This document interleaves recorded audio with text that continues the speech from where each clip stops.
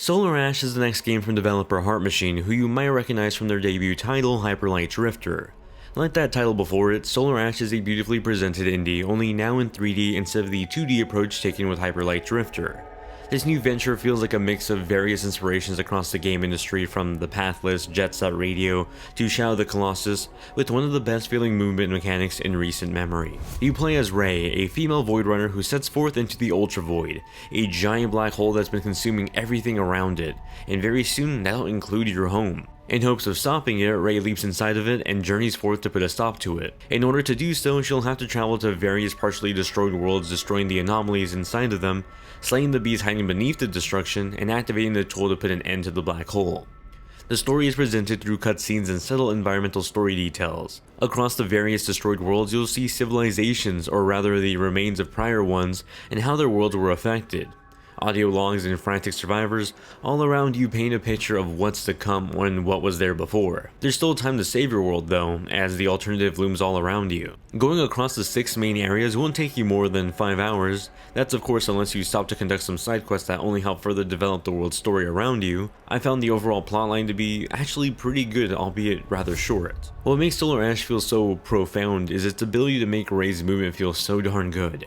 In a similar fashion to Jet Set Radio, Ray skates across the ruins of this once prominent world, now left to rot by the Ultra Void that tore it apart. Holding down your left trigger has her skate along, while the right trigger gives you a momentous boost, contributing to her smooth feeling mobility that's always on display throughout this vibrant action platformer. The gameplay loop quickly becomes apparent as you reach the first of the 6 main areas in the Ultra Void. Each area is a previously thriving world now destroyed and taken over by the anomalies. Those are these black goo splattered across the map. Spread over the anomalies are these needle-like structures that we have to maneuver about and attack in a timely fashion. Hitting each needle in rapid succession opens up the alien's eye, allowing us to attack his vulnerable eye and slay the creature.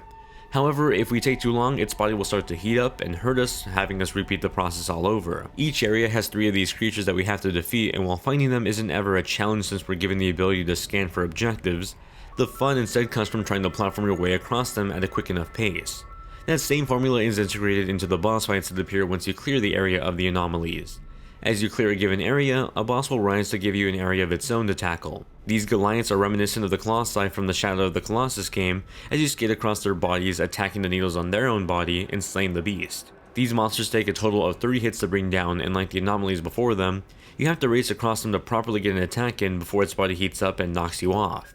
The execution of these fights feel grand and fantastic. There's this initial adrenaline rush that I felt as I skated across these beasts, while also panicking trying to perfectly execute my skating so that I don't accidentally start the sequence all over again. That initial excitement does wear down though, as you repeat the sequence over and over if you fail. In general though, the gameplay loop itself does start to feel a little repetitive. Even though the areas and the monsters change, the way you go about them is repeated over and over again. Suits that you unlock by exploring the world do add some sort of modifiers to the gameplay, but not really enough to make it feel all that different, unfortunately. However, they do add on to the post-game and side content alongside the main storyline, allowing for an extension of that general 5 to 6 hour playtime. Outside of those boss fights, you'll be exploring the ruins looking for collectibles, points towards restoring your shield, and other fallen Void Runners of the past for side quests. Smaller grunt enemies act as obstacles, some more annoying than others. Ray at times doesn't really feel that equipped to handle them, as the swarm can easily get the jump on Ray, given how she occasionally has to fight the camera around her. Sniper enemies specifically make it a challenging time to race from objective to objective, dodging attacks and timely platforming at the same time. While not as grand or fun as the boss fights or the anomalies, they do at least change up the formula a little bit to provide some side objectives to elongate that otherwise short playtime. Like Hyper Light Drifter before it, what helps Solar Ash stand out is its fluid and stylish presentation that never feels like it takes a break. From the opening cinematic that presents you into the Ultra Void to the kinetic motion graphics sliding over each transition, Solar Ash is beautiful. It features a vibrant color palette like its predecessor, only now in 3D, and while I still prefer the look of Hyper Light Drifter, Solar Ash doesn't lack any artistic vision. The mix of destruction and creation in this bright and colorful world was astonishing. It only gets more impressive as you leap onto these colossal creatures and truly get a perspective of the world around you. You're but a small speck on this large, marvelous painting, skating across it. In terms of performance, Solar Ash is oddly underperforming on what should be more than capable hardware. The PS5, for example, saw frequent frame rate drops and stutters, not so much a consistent lower frame rate, but just stutters on what should otherwise be smooth movement.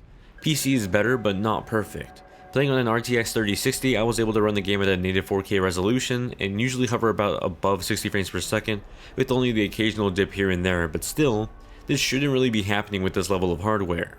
A few optimization patches would be appreciated, and I'd recommend waiting for them, especially on console where the drawbacks are more noticeable. Unlike their previous games where most of the storytelling was told through the environment, Solar Ash actually features quite a bit of voice acting. Wanderers of the now destroyed worlds linger in the ruins left behind by the Ultra Void. They speak to Rei, detailing what was once there and the possible future of her own home. The actors for these supporting characters do a great job at capturing that sense of despair and chaos. The prominently eerie synth soundtrack contributed to those feelings by creating this isolated atmosphere juxtaposed with the beautiful but destroyed world presented before us. It made me feel lonely but also at peace in this odd melancholy tone that captured the theme of the story quite well. Solar Ash is a beautiful looking action platformer that feels just as good to control as much as it does to look at. Occasionally the movement is hindered by repetitive gameplay loops, some occasional wonky controls, or performance hiccups that make the game lose its shine.